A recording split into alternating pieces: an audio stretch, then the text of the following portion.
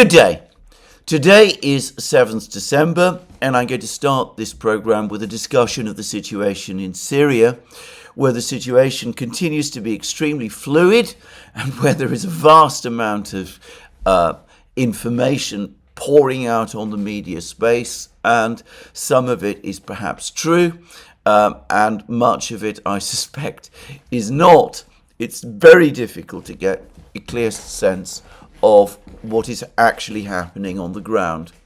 First thing to say is that later today, a meeting is due to take place in Doha, in Qatar, of the foreign ministers of Iran, Russia and Turkey. This meeting has been much spoken about and talked about, but it does appear that it will indeed take place. And, well, we will see what comes out of that meeting, though it is important to say that at this point in this conflict, it is events on the ground that are going to dictate the outcomes, not diplomatic discussions. Now, in my opinion, the most concerning event for the Syrian government yesterday were certain comments which were made by the Turkish president Recep Tayyip Erdogan. And Erdogan's comments were somewhat ambiguous, but for the first time he seemed to endorse the idea of a jihadi advance towards Damascus itself. Up to now, he has been very careful to say that he was not, in effect, disputing the legitimacy of President Assad or of President Assad's government. On the contrary, he has been complaining about the fact that his repeated attempts to meet with President Assad over the course of this year and previous years have gone unheeded. And yesterday, there were more statements to that effect appearing in the Turkish media and from Turkish officials, which were continuing to circulate in the Turkish media. However, for the first time, Erdogan seemed to be open in public to the idea of an advance by the jihadi forces to Damascus itself. In other words, the steps in order to overthrow the Assad government in Damascus. Now, to be very clear about this, I think this has probably been a possibility that Erdogan has actively entertained ever since the collapse of Syrian government resistance in Aleppo itself. My sense, and here again I want to make it very clear that it's not always easy to get a complete feeling or understanding of events on the ground, but my sense is that when the Turkish government, the Turkish authorities, decided to launch this jihadi offensive just 2 weeks ago, the expectation was that they would push the Syrian army back from the Idlib countryside, that they might recapture some places in northern Aleppo province, but that there was no thought then that Aleppo would be captured or that the entire Syrian military in northwest Syria would collapse in the way that it has done. However, the appetite, as they say, grows with the eating. This was inevitable. And now that it looks as if, now that it has appeared that Syrian military resistance has been far more feeble than anyone had anticipated, obviously and completely unsurprisingly, indeed entirely predictably, Erdogan is now reverting to earlier plans, which is for an advance on Damascus itself and for the installation in Damascus of a jihadi government which will be much more closely aligned with his political beliefs. Now, looking at his comments, he is still being somewhat ambiguous about this. He's not, I think, yet in the point of closing off options. But if Syrian government resistance continues to prove as weak as it has been over the last couple of days, then I have to say that within a few days, hours even, the Turkish position in public is going to harden further, and the Turks will be straightforwardly saying that they no longer consider Assad to be the legitimate president of Syria anymore, and will again seek his overthrow. So this is, for the Assad government, or ought to be for the Assad government, a matter of extremely serious concern. Now, there have been clear signs now, that just as Erdogan has become encouraged by the weakness of Syrian military resistance, so Assad's allies have become increasingly dismayed and are starting to distance themselves from him. The clearest indication that this is the case comes from Iraq. Now, a couple of days ago, I spoke about long armoured columns of Iraqi Shia militia forces moving towards the Syrian border, supposedly going to take positions to advance to Damascus itself, to Aleppo, to reinforce the Syrian army that was defending against the jihadis there. Well, I have to say that the latest reports, on the contrary, say that this has been reversed. Apparently a decision was made recently by the council that brings together the Shia militia groups in Iraq, and they have decided that they're not going to advance further into Syria. They're going to take positions on the border between Iraq and Syria, but they are not coming to Assad's rescue or to Syria's rescue in the way that appeared to have been the case just a few days ago. Now, all kinds of reasons and explanations have been given. Some of the Iraqi militia commanders are saying that they're not going to advance deeper into Syria because that is what Israel wants them to do. If they advance towards Syria, they'll be targeted by the Israeli Air Force and those sort of things. I have to say that, again, this looks to me more like a rationalization. It is rather, I would interpret it rather as a sign that the Iraqi militia commanders, who've apparently rejected requests that they redeploy in Syria from the Assad government itself and from Iran, are now calculating that the Syrian government is going down and they don't want to be stranded in Syria after a Syrian military collapse, which perhaps they expect will soon happen. And from the other side, it is starting to look as if Hezbollah in Lebanon is starting to make similar calculations.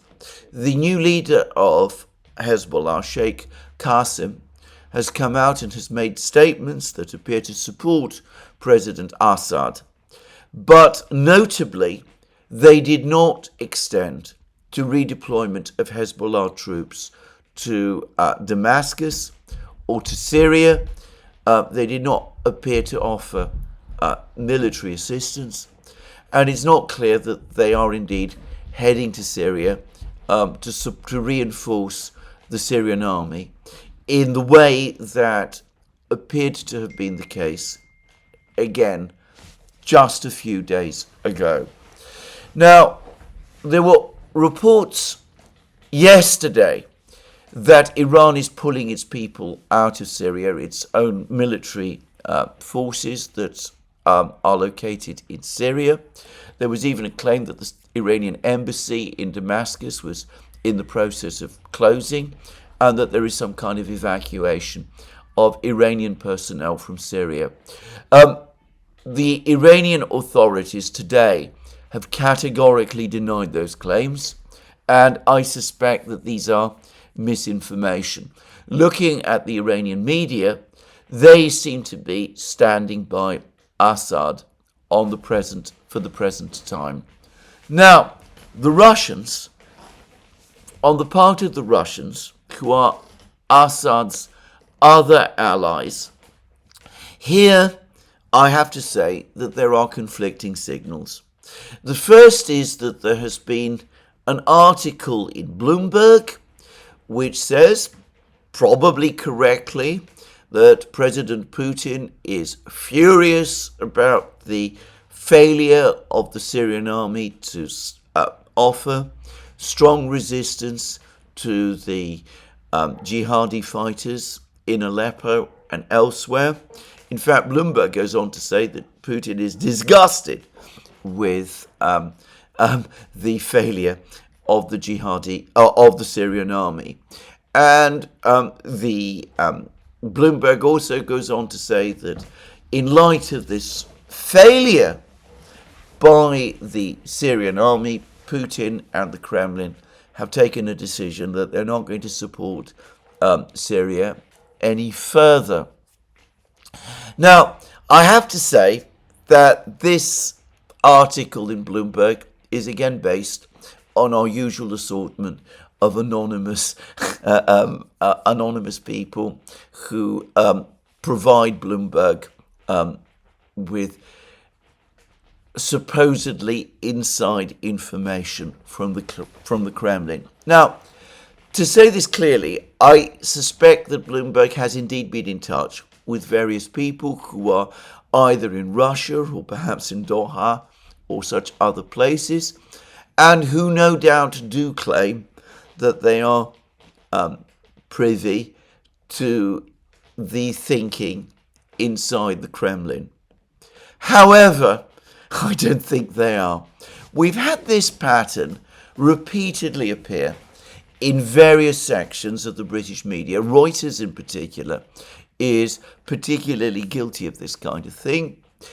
They speak to all sorts of people in Russia who they appear to think are familiar with the thinking, the discussions that take place inside the Kremlin. And then it becomes very clear to me when I read the actual commentary, the article upon which these insiders are supposedly providing this information, that this really isn't the case at all. And there was a stark example of this appearing in both the Financial Times and Reuters a few weeks ago, when there were claims that the Russians and the Ukrainians were again in discussions with each other about a mutual cessation of attacks on each other's energy systems. The Russians categorically denied those claims.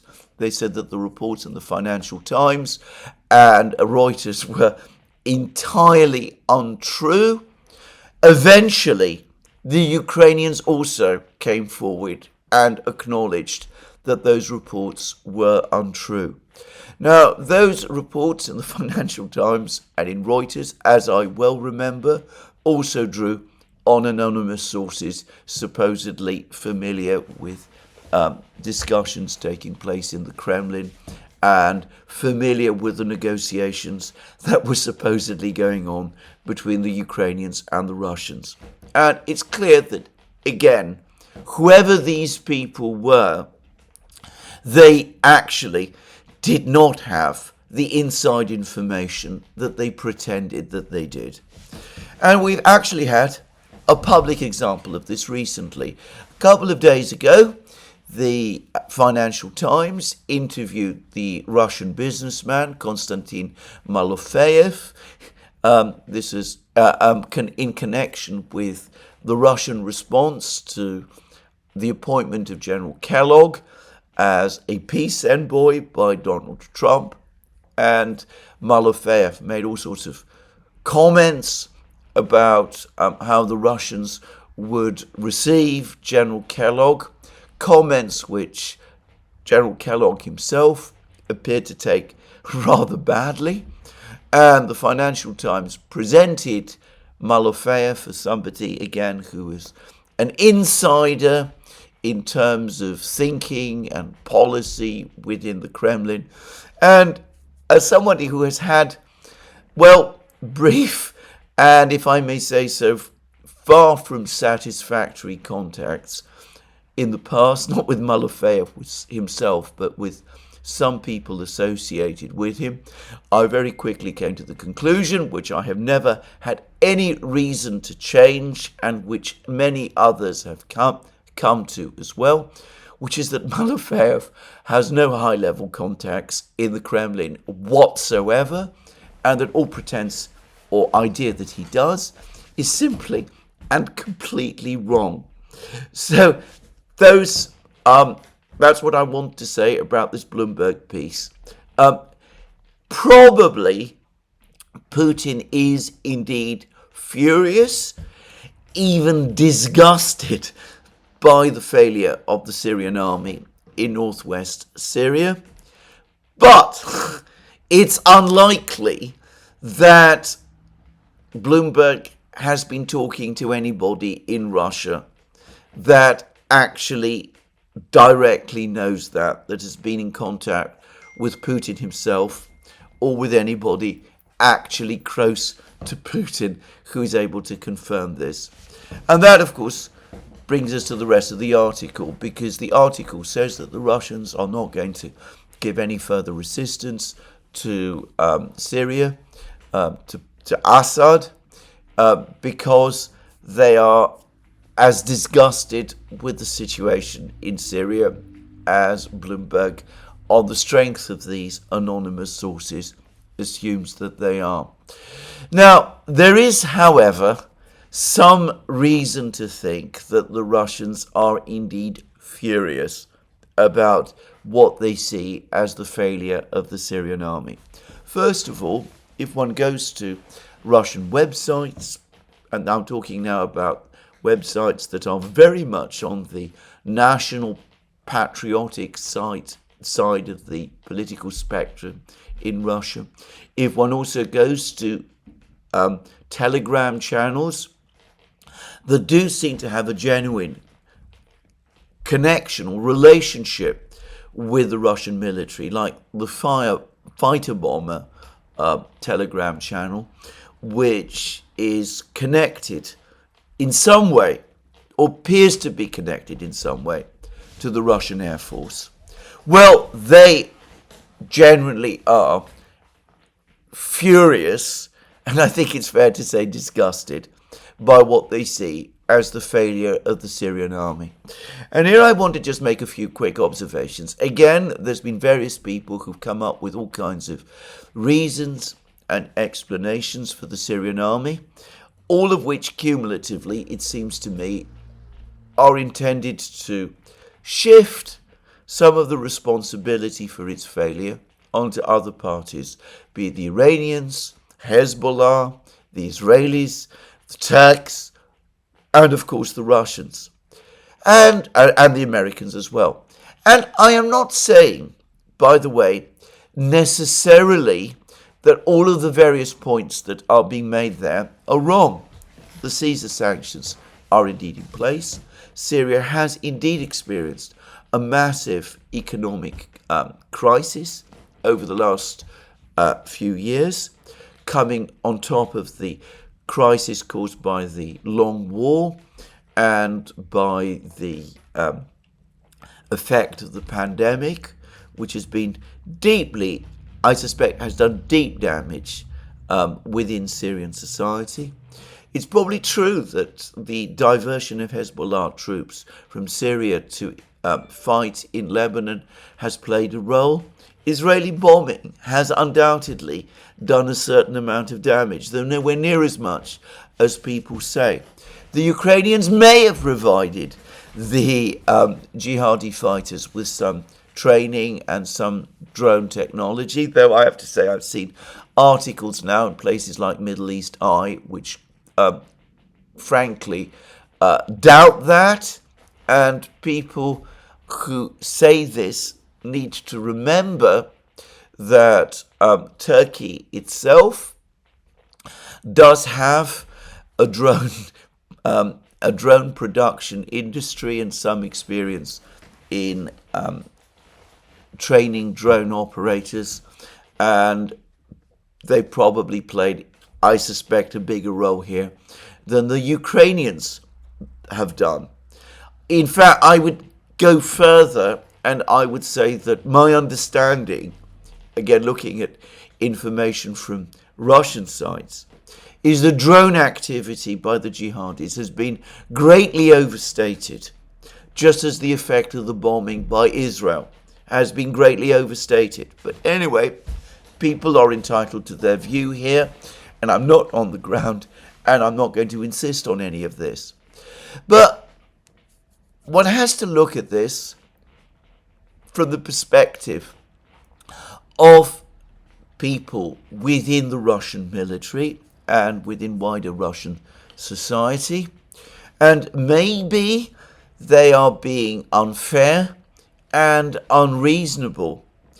But one has to say that in a country with long experience of war, which Russia has, where, for example, over 1 million people died of hunger in the siege of Leningrad, within living memory of some people, and the city never surrendered and went on fighting, where much more recently people in Donetsk were able to keep resisting despite years of shelling by the Ukrainian military and despite significant economic hardship there.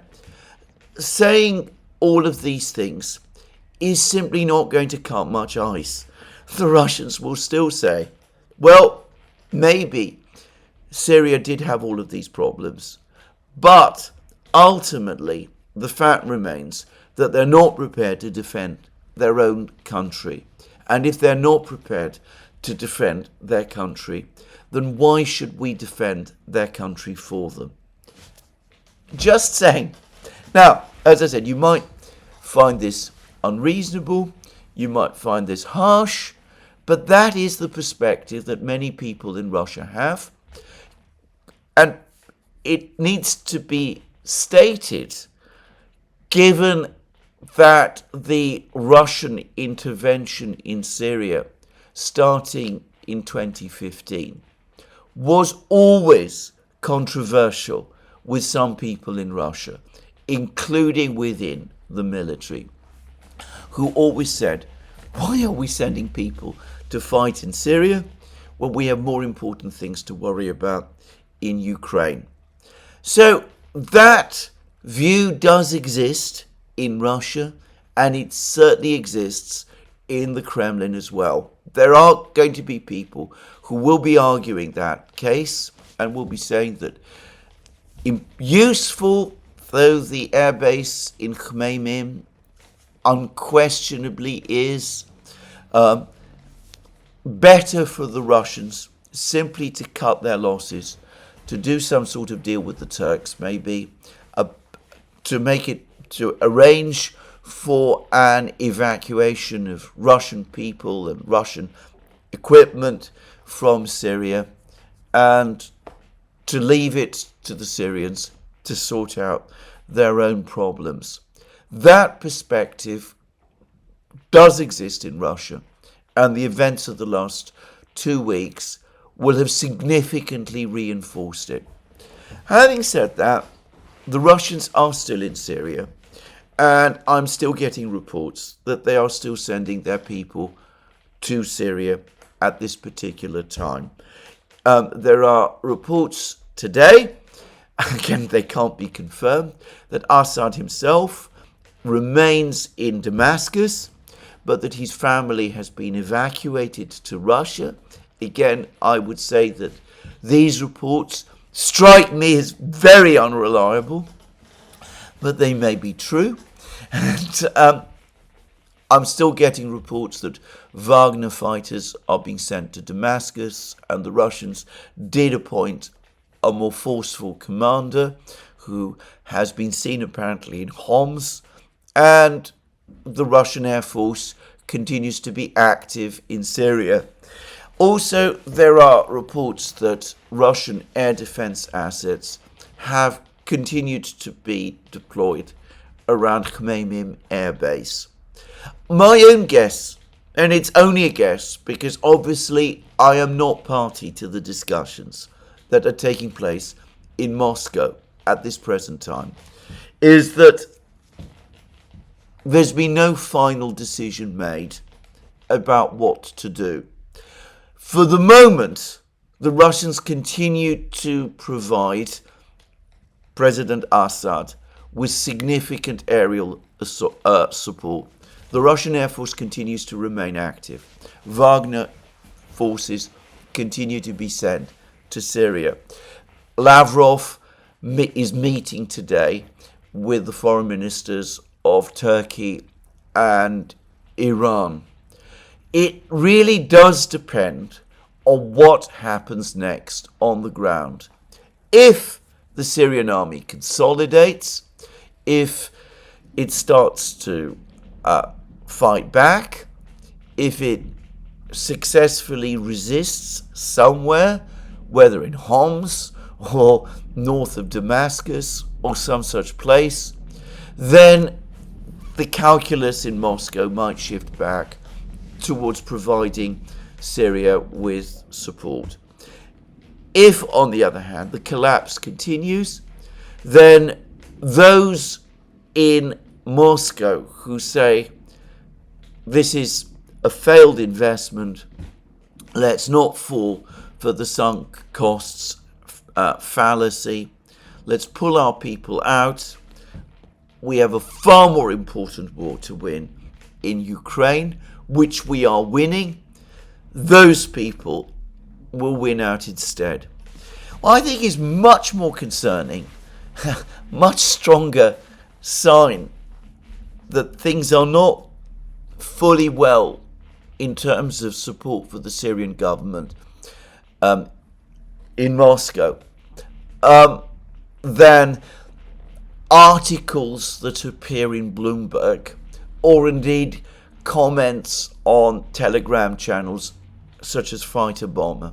What ought to be much more worrying for the Syrian authorities is the almost complete silence from the Russian authorities about these developments.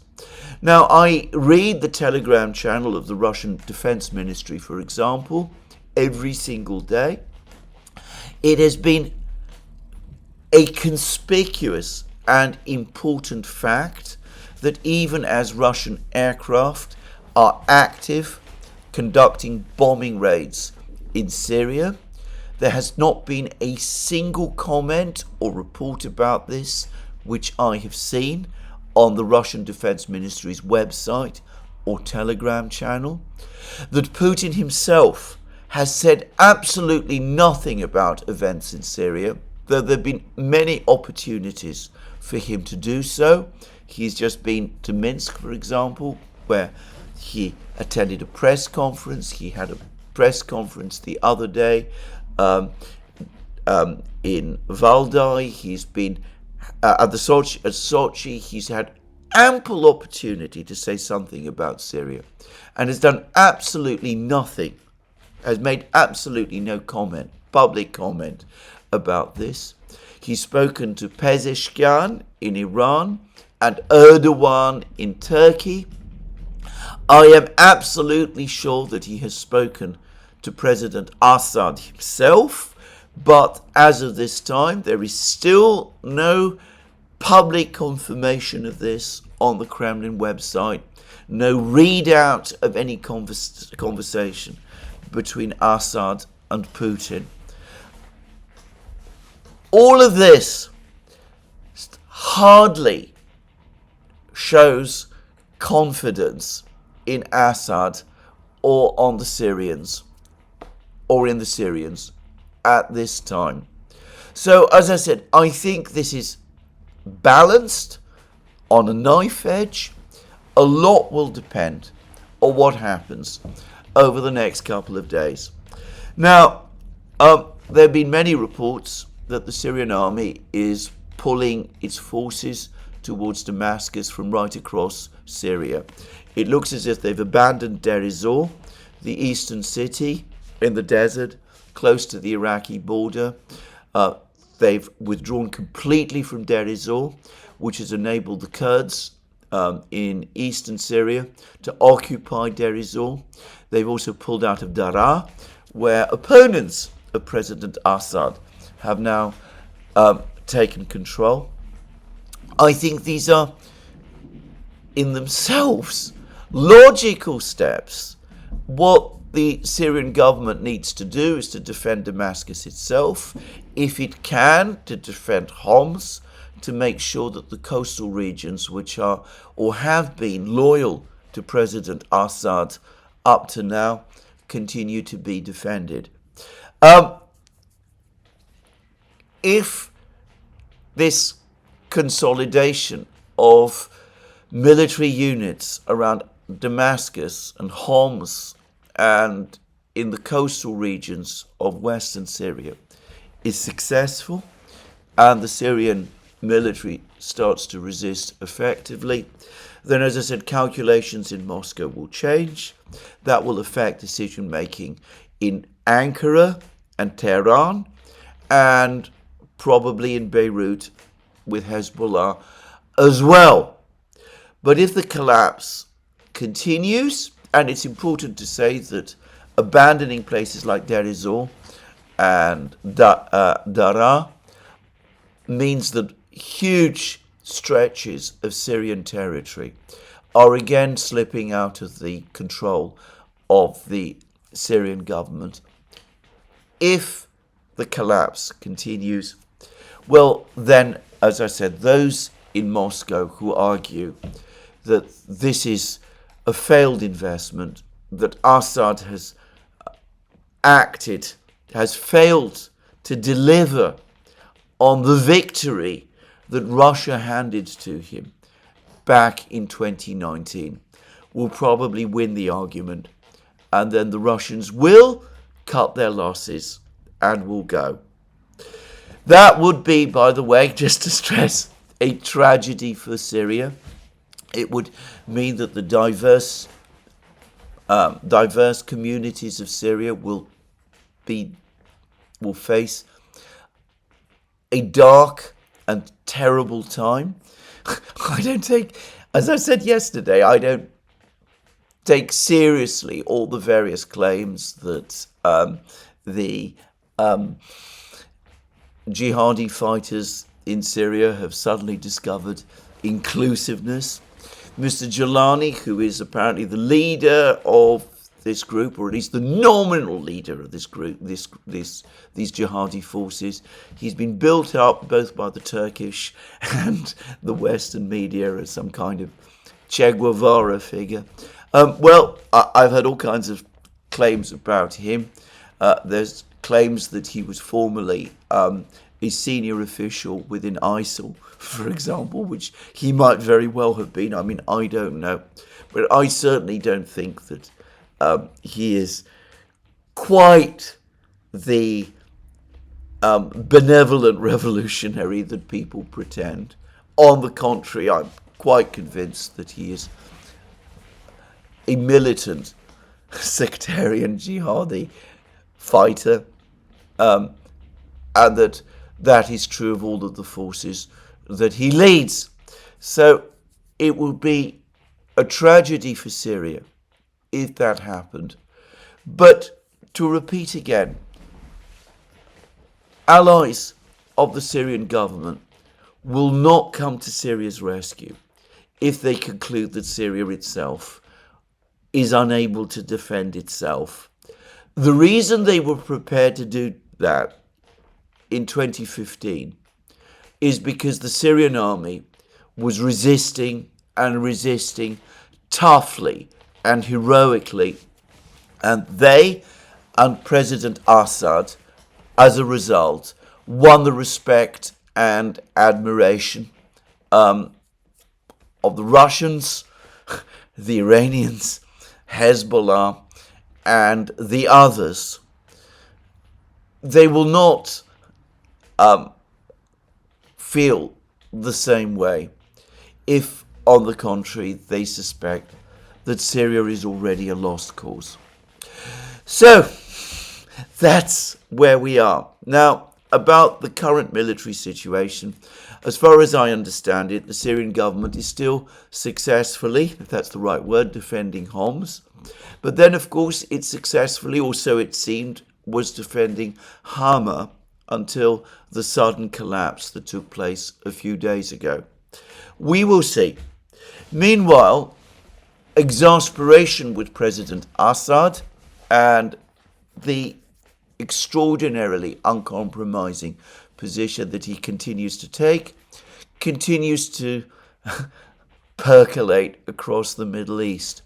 It seems that when the Iranian and Turkish foreign ministers met in Ankara a few days ago, this is just after the fall of Aleppo, the Turks were expecting that the Iranians would come with a message from Assad, and at that point I get the impression that the Turks were still willing to entertain a meeting between Assad and Erdogan. The Turks were apparently infuriated that no such message from Assad came, and I get the impression that the Iranians were embarrassed by the fact that they weren't able to bring such a message. The Iranian foreign minister had previously been in Damascus. There's a photograph of him talking to Assad. I suspect that the Iranians tried to persuade Assad to meet with Erdogan at that time, and Assad point blank refused, and that has been a further factor in undermining confidence in him in Tehran. Now, I understand very well why President Assad might feel unhappy about meeting with Erdogan. I understand why many of the people who write on the threads to these videos and who comment generally tend to agree with him also. The view that Assad undoubtedly has, that Erdogan is a rattlesnake who can't be trusted, is absolutely true. But Erdogan remains an extremely powerful figure in this part of the Middle East, and the Russians and the Iranians want Assad to meet with Erdogan and have been pleading with him to do so for years now. This refusal to do this is precisely what, in my opinion, more than anything else, has led us to this situation. And Assad's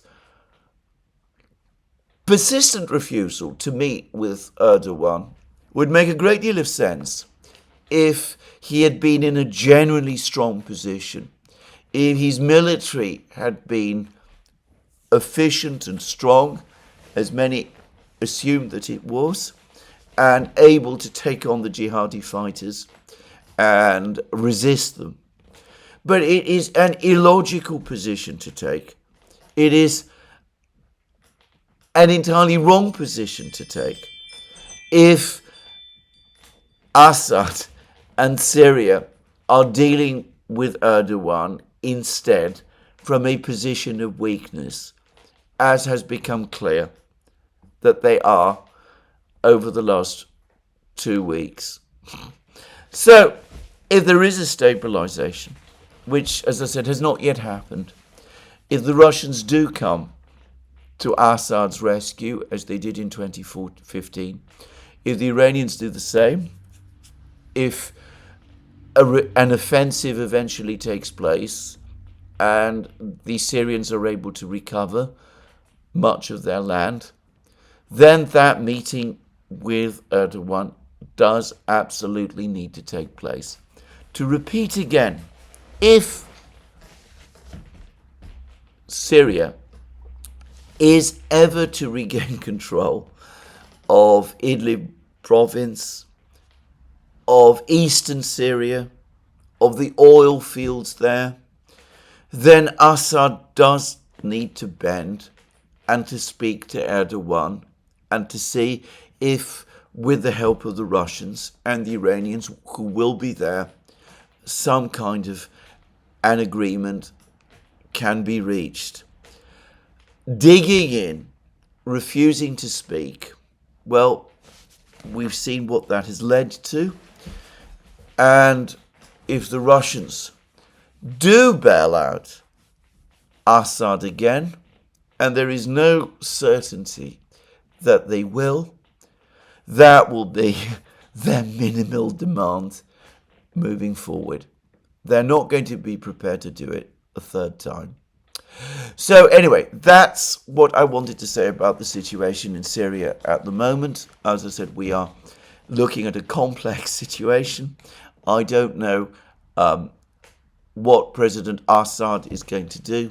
A lot, as I said, depends on the strength of the Syrian army, whether they're able to hold out, and what ultimately the Russians do.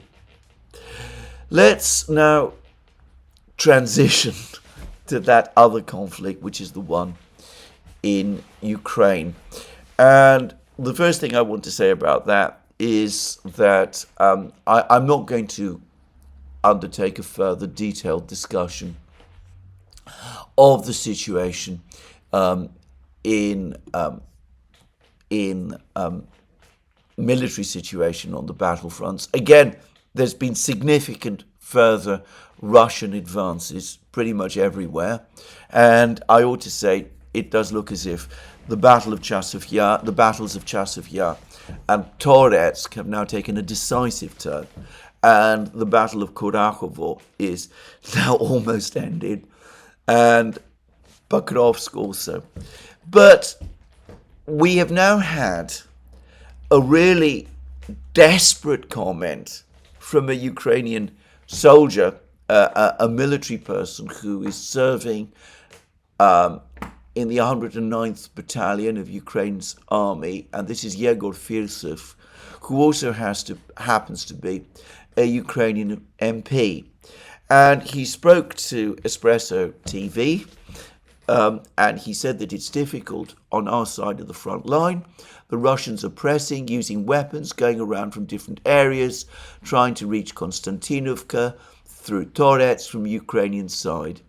And, well, briefly, Fersov then went on to say that there is a real possibility that over the next couple of weeks, the Ukrainians are going to lose a whole chain of critically important fortified towns. And he spoke of Chasiv Yar, Mirnograd, Pokrovsk, Kurachovo, and Toretsk. He said all of these could be lost one by one over the next couple of weeks. There is a real possibility, and he said that he wanted to convey that to Ukrainian society. And he's absolutely right. If you follow the situation as closely as I and others do, this is absolutely clear now. He also spoke about the heavy losses that the Ukrainians are suffering trying to defend all of these places. And in this, he's received support from an unexpected source, which is the former Ukrainian president, Petro Poroshenko, a hardline nationalist, by the way, a opponent of President Zelensky, but very much on the nationalist side of the political spectrum. He was the president who both signed and sabotaged the Minsk agreement, and he was the president who who built up the Ukrainian army and who established the strong alignments with the nationalist forces who, during his presidency, became embedded in Ukraine's defense and security structure. So Poroshenko is no kind of moderate. He is also, by the way, a major oligarch player in Ukrainian politics, and has been so for many years. Anyway, Poroshenko, in a television interview, said that Ukraine needs to stop its meat assaults, as he put it. And I saw a gloss on what he meant by meat assaults. It's an expression that is widely used, by the way, by both sides in the war. And that gloss, which was a Western one, said that Poroshenko was talking about human wave tactics. This is something that is attributed to the Russians. As I've said many times, the Russians have never engaged in it. Certainly not their professional army that has ever engaged in it. But according to Poroshenko, meat assaults, which some interpret as human wave assaults, are regularly used by the Ukrainians. And Poroshenko said that this happens regularly when it becomes clear that the Ukrainians are defending undefendable positions, and that rather than report this fact to the superior authorities in Kiev, in other words, the Syrsky and Zelensky, the Ukrainian commanders on the ground instead sacrifice the lives of their men by conducting, as I said, these meat assaults against the Russians. And Poroshenko, in saying that, appeared, by the way, to acknowledge the massive losses that the Russians have always claimed that the Ukrainians have been experiencing over the course of the war. Anyway, Poroshenko then went on to say that what the Ukrainians need to do is copy what the Russians did in advance of Ukraine's own 2023 offensive, which is establish elaborate defense lines comparable to the Surovikin line, retreat to that, take up positions, hold the Russians back in that kind of way, rather than continue this practice of trying to defend every millimeter of territory and launching these meat assaults. That was his words, not mine.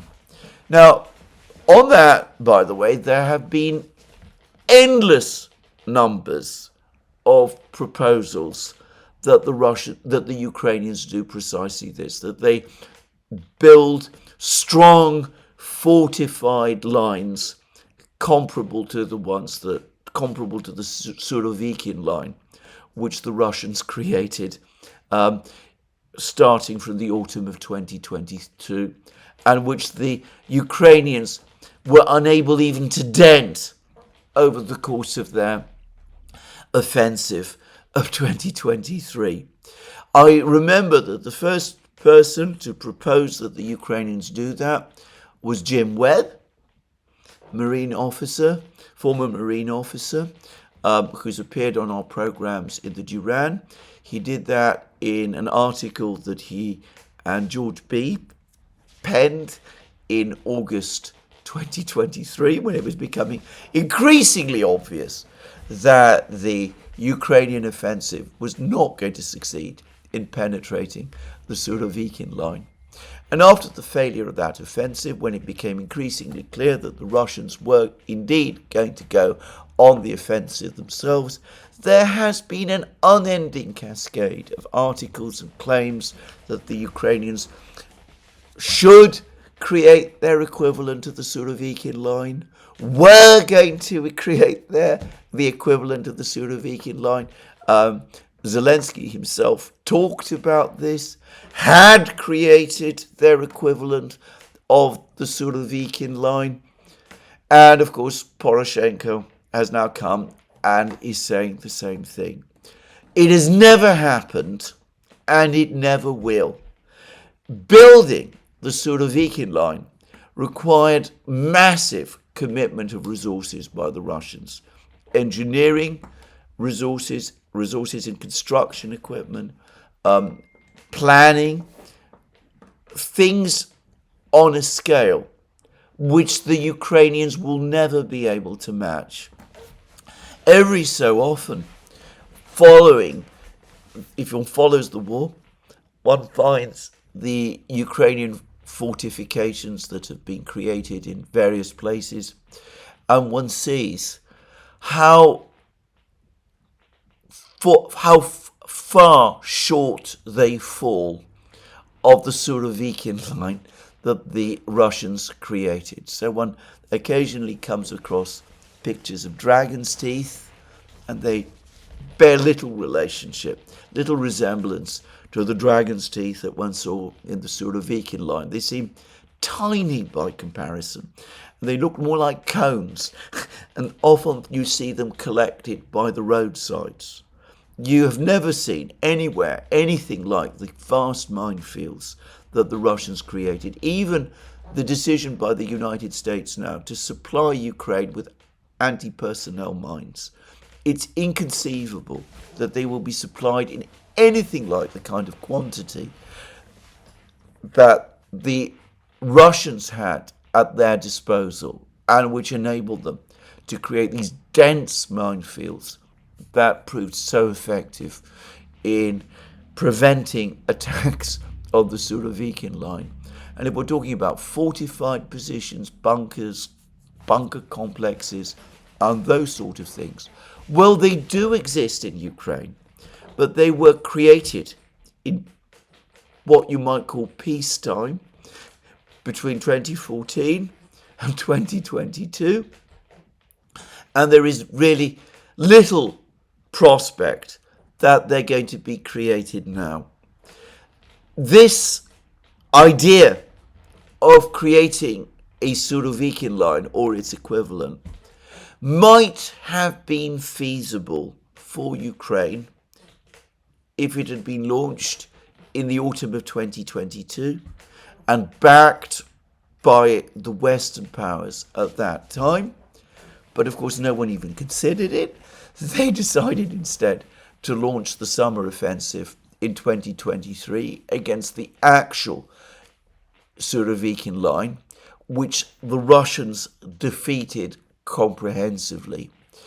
Or it might have been something that might still have been improvised in some way when Jim Webb suggested it in August 2023, Jim Webb and George Beebe. But of course, it was never done then. And to say it bluntly, it's never going to happen. If one is looking at the situation in Ukraine today, with the industrial system in crisis, with the factories barely operating, with Russian air and missile strikes taking place all over Ukraine all the time, with Russian drones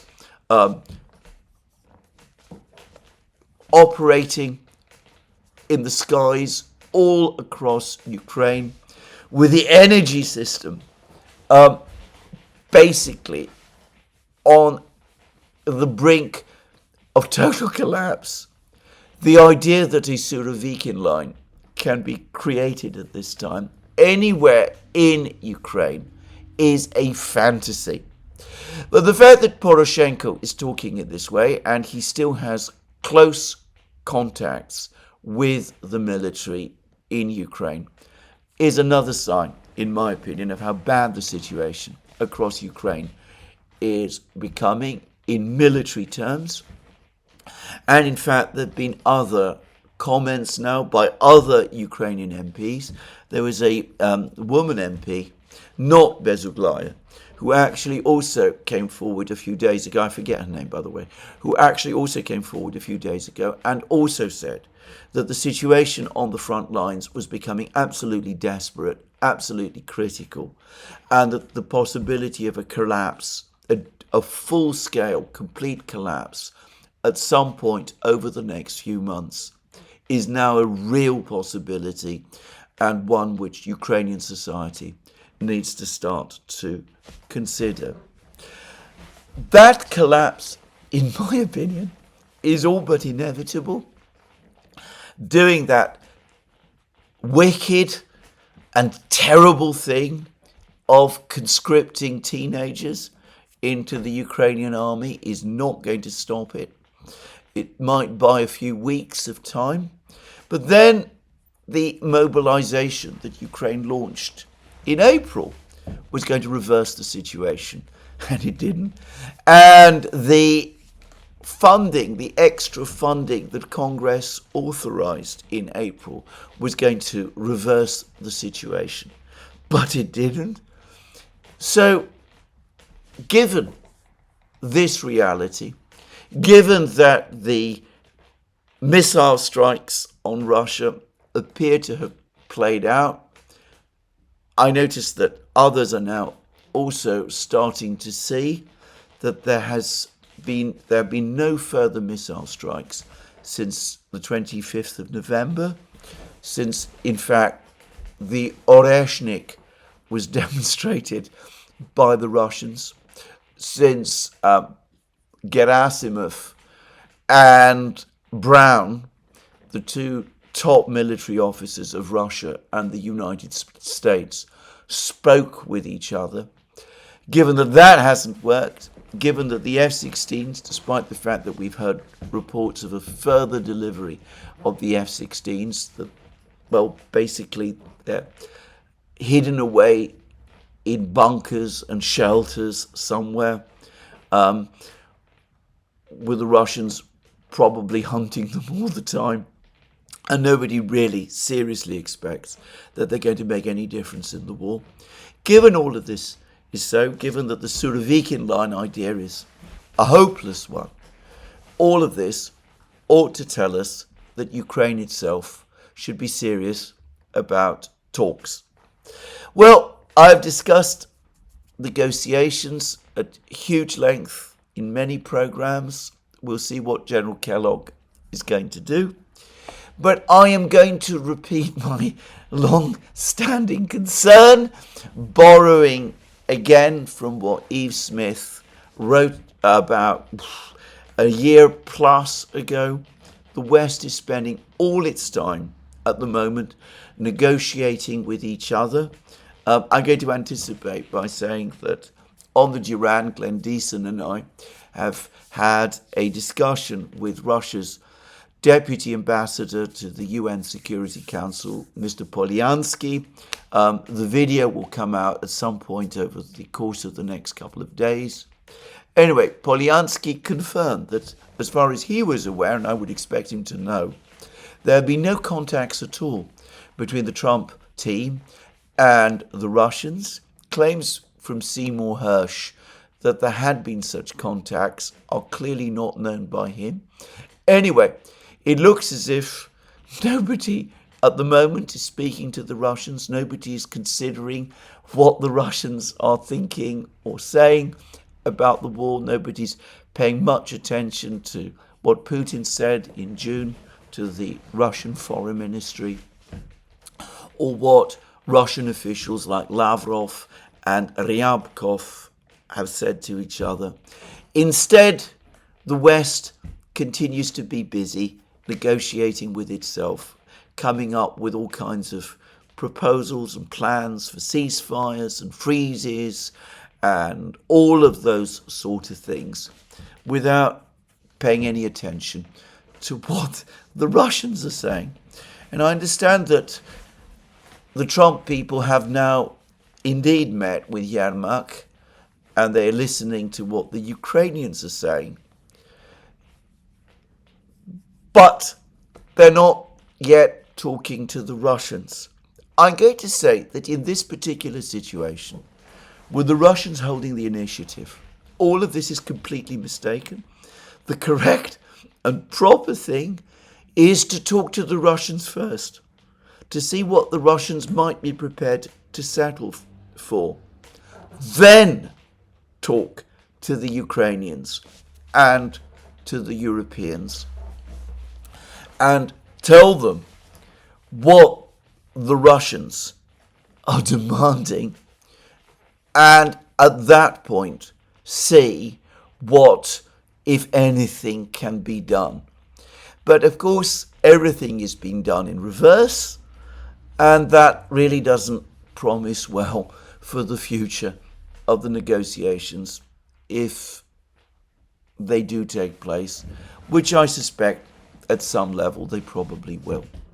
But anyway, that's what I'm going to say about the situation in Ukraine at the moment. My overwhelming feeling, by the way, is that though Trump undoubtedly does want to see the war ended as soon as possible, I think all of the indications confirm that. In Europe, the European leaders continue to be very unhappy. They're still talking about trying to find some means to continue to fund and support Ukraine to continue the war.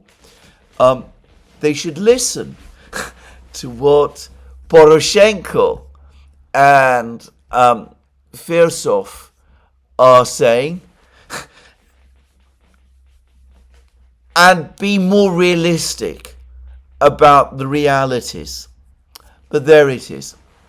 Anyway, in the meantime, Putin himself has been to Minsk, and he has met there with President Lukashenko of Belarus, and they have had lengthy discussions. I should say that Belarus has presidential elections pending next year. Lukashenko has now confirmed that he's going to stand in those elections after all. I'm sure that the Russians want him to stand. I think the Russians and the Belarusians are going to make very careful this time that there is not going to be a repeat of the color revolution attempt that took place in 2020. But anyway, Putin went to Belarus.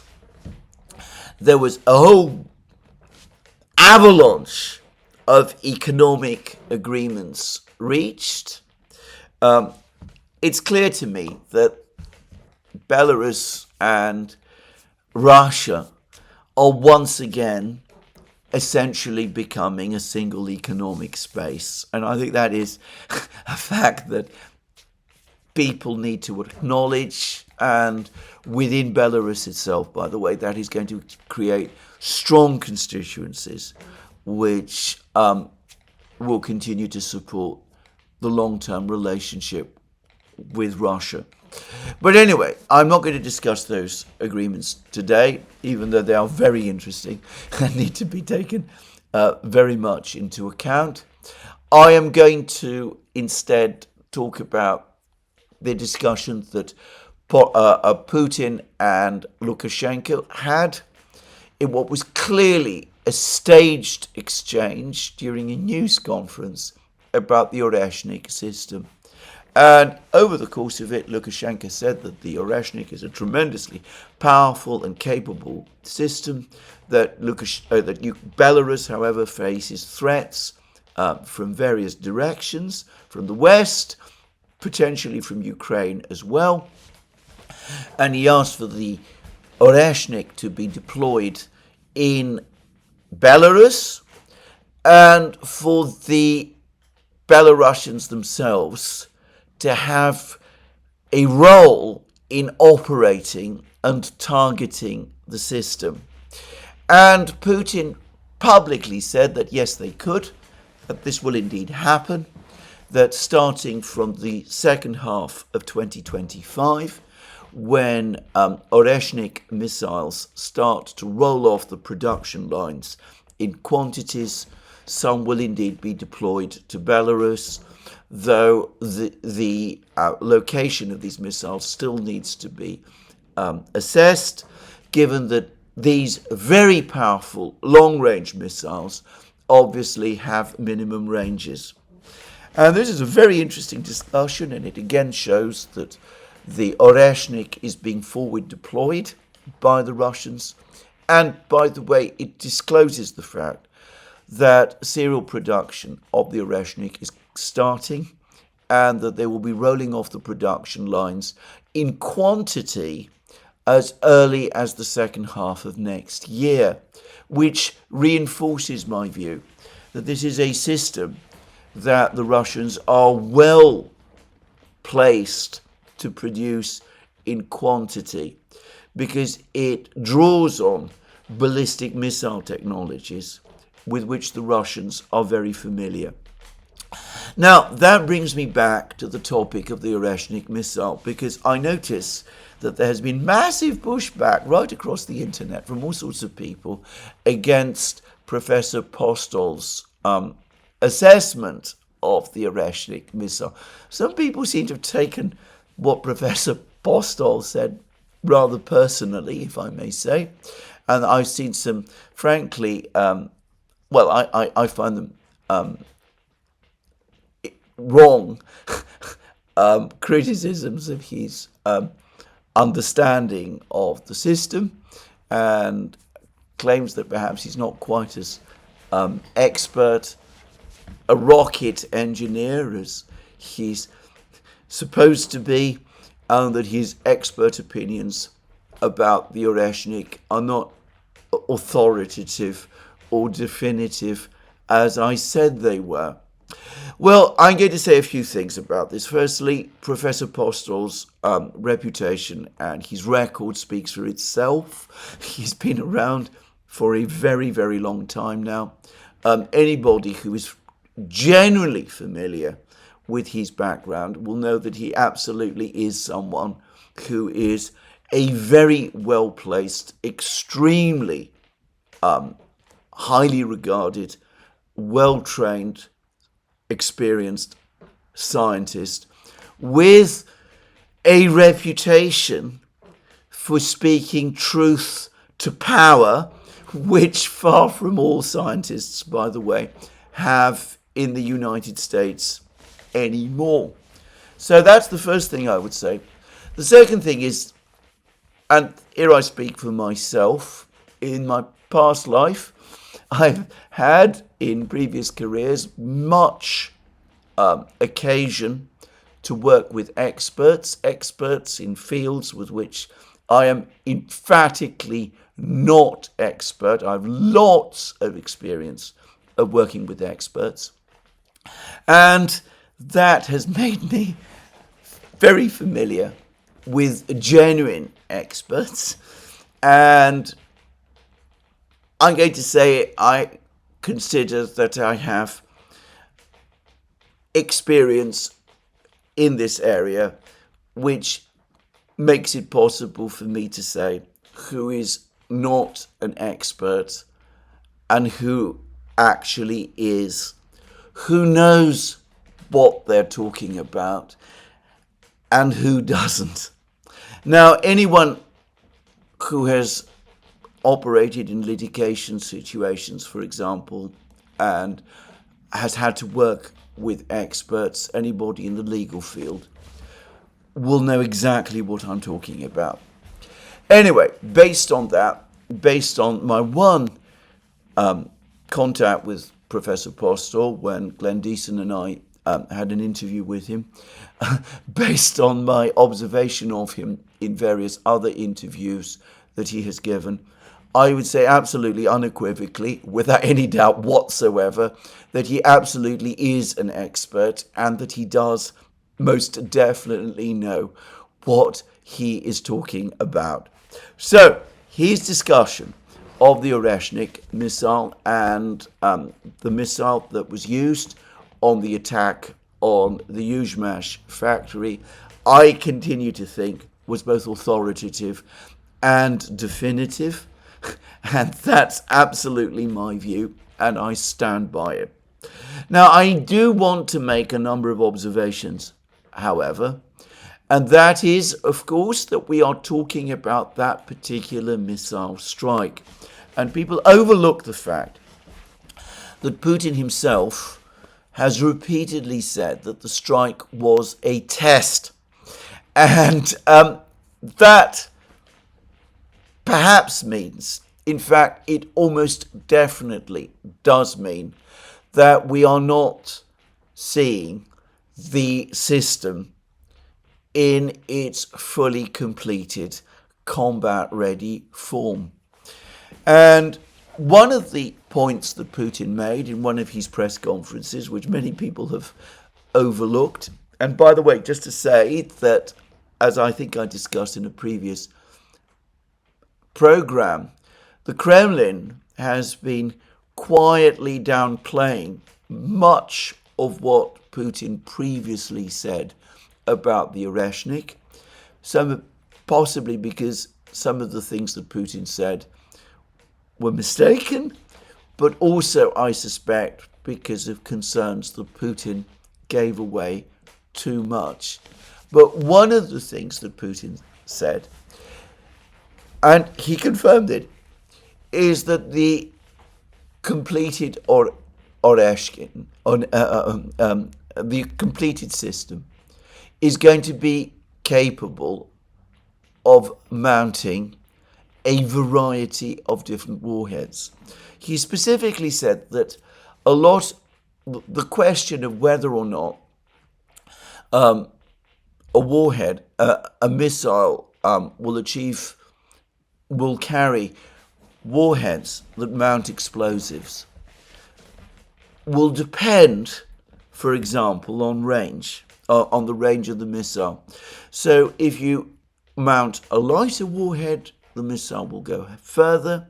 If you mount a heavier warhead with explosives, then it will travel a shorter distance. I'm going to say this. If we judge by the closest analogous conventional ballistic missile operated by the Russian military, which is the Iskander, very different missile, but in some ways the little brother of the giant Oreshkin missile.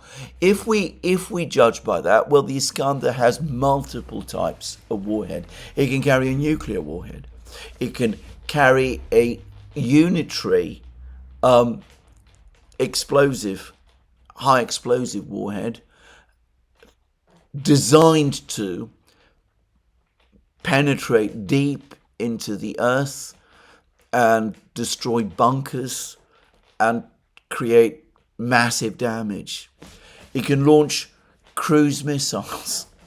So if we turn to this latest missile, the new long-range, super powerful missile, it's only logical that there are going to be multiple types of warheads developed for this system as well. So likely we're going to have warheads like the one we saw used against the Yuzhmash factory, with large numbers of relatively small rod-like solid metal cone-type warheads. This will be an area weapon, utterly devastating against ground troops on the battlefields, and also very effective if used, for example, against airfields where aircraft are parked in the open, as by the way they often are. So that system, which was probably the system that was used in the test against the Yuzhmash factory, would be a very powerful and devastating area weapon indeed, especially if used, as Putin said, with several of these missiles conducting a simultaneous strike on one area target. So that's one type of warhead. Then we could have deep penetration warheads, perhaps with slower re-entry. Maybe we're talking about one big, high explosive warhead, like some of the warheads that the Iskander used for bunker busting. We're talking about a big missile. So the weight and power of such a warhead would be, I suspect, devastating. Bear in mind also that we also have this this claim, which comes from Russian sources, about this new explosive that could be used for some of the warheads, and another configuration of this system. Hextol, this is this metallic explosive which has a much greater power, supposedly, than TNT. I'm not going to try and pretend that I know much about this particular explosive, but Hextol does indeed exist. After I obtained that information from the source, I went on the internet. I found numerous references to Hextol all over the internet. It undoubtedly does exist. It was developed by the Germans and the Swiss in the 1980s. It doesn't seem to have been placed in production to any great extent or used very much. At least there's no open source that says that it has been used very much. But very likely, the Russians, who are extremely advanced in materials science, just to say, have taken this idea and they've developed it. And it's entirely plausible that this missile uses warheads that are equipped with this type of explosive, about which, well, we know very little, because as far as I am aware, it has never been used in combat before. And last but not least, there is also the possibility that the missile, at some situations, might carry a low-yield nuclear warhead, though for the moment the intention seems to be that it will carry principally conventional warheads. To repeat again, the one demonstration of this missile that we have seen was, as the Russians have said, a test, and it was completely successful. The missile was able to hit the target. It clearly cannot be intercepted. It is a devastating weapon. It will be entering production. It is entering production even as this video is being made.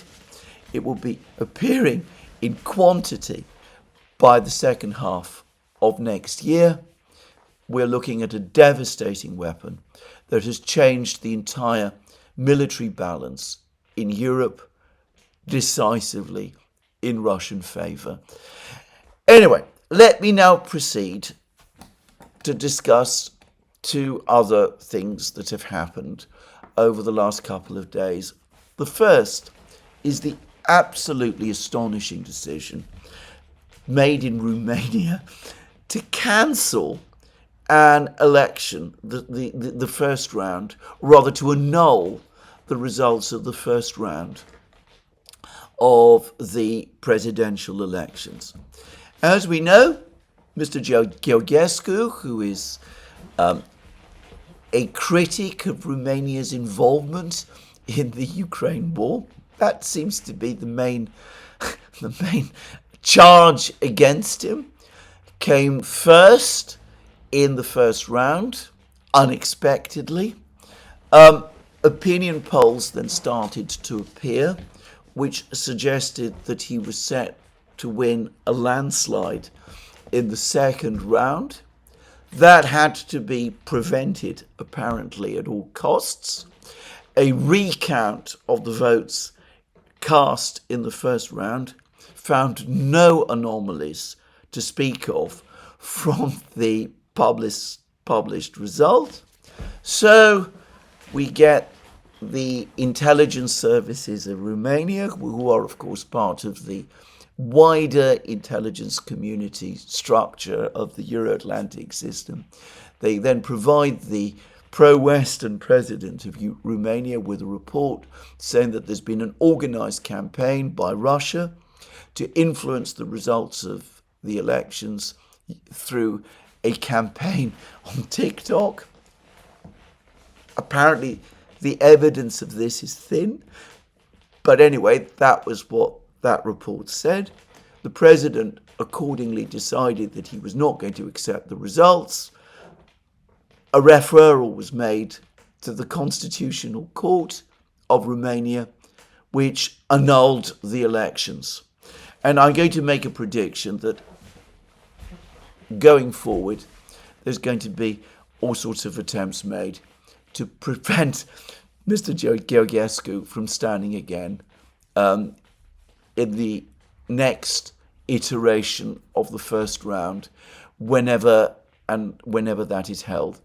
I have to say, I find that absolutely extraordinary. Foreign meddling in elections, by the way, is not new. When I was a child in Greece, the United States was very busy in involving itself in Greek elections. And everybody in Greece spoke with awe about the role the United States played back in the 1940s in ensuring the victory in a parliamentary election in Italy of the Christian Democratic Party, the newly formed Christian Democratic Party, and the defeat of the Communist Party of Italy. And the role of the United States in that election has never been disputed. It is a historical fact. Nobody has ever suggested, by the way, that that election in Italy was in some way invalid. And of course, if all kinds of videos and things like that did appear on TikTok, which I don't know because I don't speak Romanian and I don't do much viewing of TikTok. Well, how does that exactly invalidate an election result? I mean, if things are said on TikTok which are untrue, surely it is the job of the other presidential candidates during the election to point that out.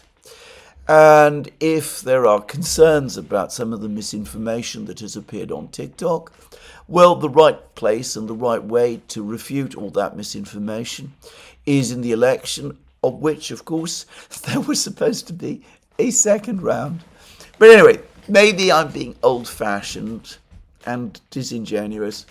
All I am going to say is that, in my opinion, this is an astonishing decision. Another line has been crossed. I suspect that there will be many, many people in Romania who are going to be very, very angry.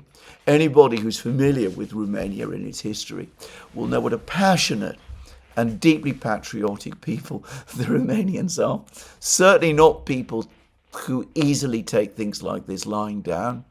I suspect that the result of this is going to be that whoever emerges as the president of Romania after this process, who will no doubt continue to follow the existing pro-Western line, their legitimacy is going to be called into question by many people there.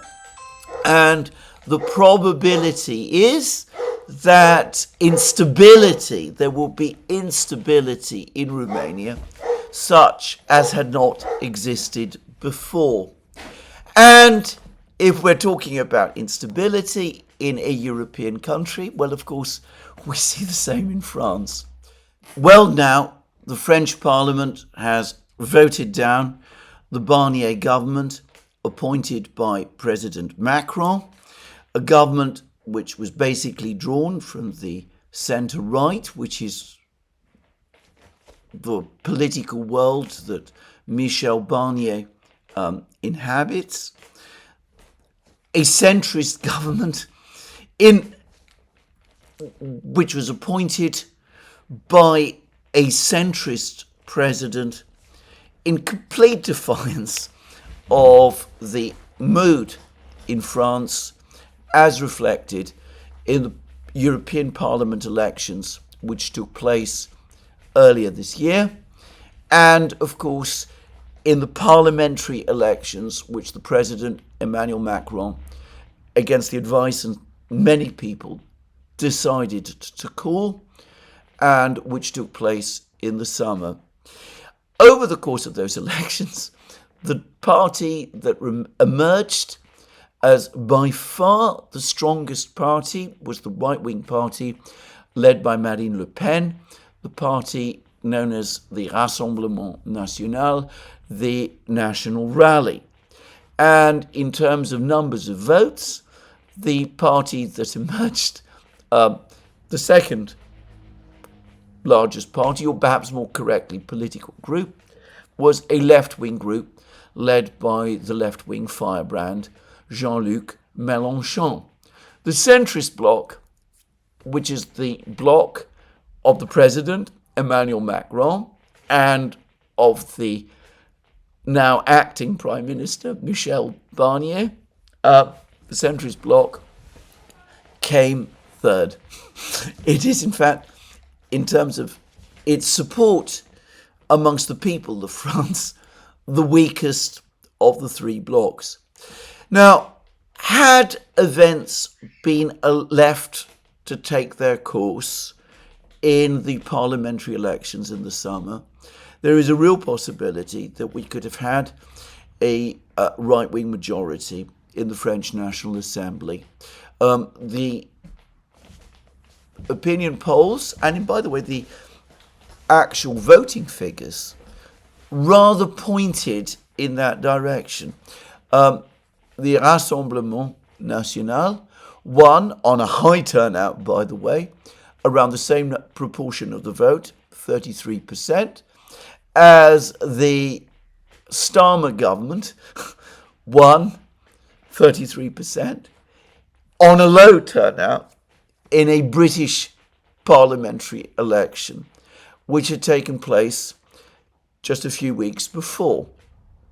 And had that happened, and the Rassemblement National been allowed to form a government with a stable majority in the parliament, well, it would then have had to present a budget, which is the issue around which the Barnier government has fallen, and because it would have had a majority in the National Assembly, it would have been able to pass that budget.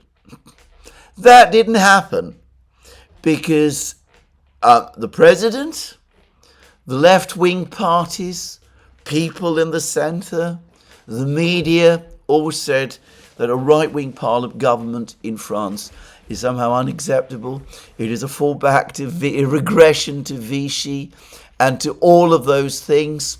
And the result was that in places where the left was ahead of the centre, the centrist candidate stood down, and in other places where the centrist candidate was ahead of the left-wing candidate, the left-wing candidate stood down, enabling the centrist parties to win a far bigger proportion of the seats in the National Assembly than they would have obtained simply on the basis of the proportion of the votes they won.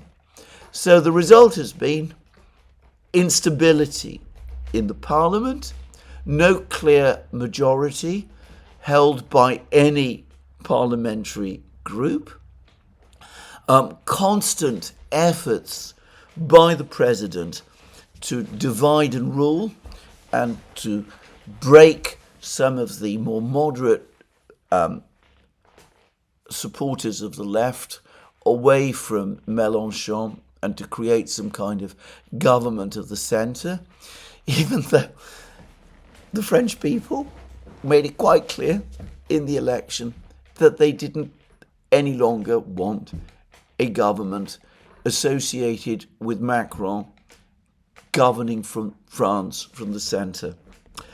Now, the budget itself, which has been rejected and whose rejection led to the no confidence vote in Barnier, made all kinds of controversial and unpopular proposals. There is a view which says, and I suspect it's correct, that with France now heading for a budget deficit of 7% of GDP, this sort of a budget is something that France needs. Maybe that is right. But having a government supported by precisely those forces which the French people have rejected, propose such a budget was asking for massive trouble. By contrast, if it had been the Rassemblement National and they'd proposed a budget containing these precise provisions, well, the budget would probably have passed. And of course, if they didn't, well, the outcome would have been different, one way or the other. Any unpopularity, any issues, any problems caused by mistakes that the government would have taken would have been the responsibility of a government that was widely supported, that would have had the political space to change direction, and which in the next parliamentary election could have been held to account by the people of France. Instead, we have a situation of permanent crisis. The president has lost authority and credibility. The parliament is divided. There is no clear mechanism now to provide government to the country, and France appears to be locked into a permanent crisis, even as the overall economic and certainly budget condition deteriorates. Again, instability created where there need not have been any. Now, why has this happened? I'm going to suggest it's exactly the same reason. Just as Mr. Georgescu in Romania is skeptical, in fact critical, of the entire Ukraine project, so both the Rassemblement National and the left are also critical of the Ukraine project. So they cannot be allowed to exercise power, even though they are widely supported. Better to have crisis and instability than to have heretics running the government in these two countries and pursuing policies with respect to Russia and Ukraine which go against the orthodoxies of the EU centre. We could see the way in which instability and crisis and delegitimization, because that's what we're looking at, certainly in Romania, are now being fostered right across Europe. In part, obviously, because of Project Ukraine, over the wider crisis with Russia, and also because the EU centre insists that it must always have its way. This is not sustainable in the long term. In the short and medium term, it is deepening the crisis in Europe. I very much hope that Donald Trump does, therefore, come to some kind of a deal with the Russians over Ukraine.